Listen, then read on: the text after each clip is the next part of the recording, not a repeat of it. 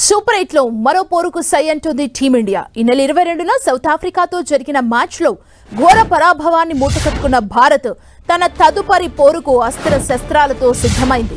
ఇవాళ జింబాబ్వేతో చెన్నై వేదికగా తలపడనుంది. ప్రస్తుత వరల్డ్ కప్ లో భారత్ కు సెమీస్ అవకాశాలు సజీవంగా నిలవాలంటే ఇవాళ జింబాబ్వేతో జరగబోయే మ్యాచ్ లో ఖచ్చితంగా గెలవాలి. సూపర్ 8 లో సౌత్ ఆఫ్రికాతో జరిగిన తొలి మ్యాచ్ లో 76 పరుగుల తేడాతో భారత్ ఓడిపోయింది. దీంతో నెట్ రన్ రేటు -3.58కి పడిపోయింది.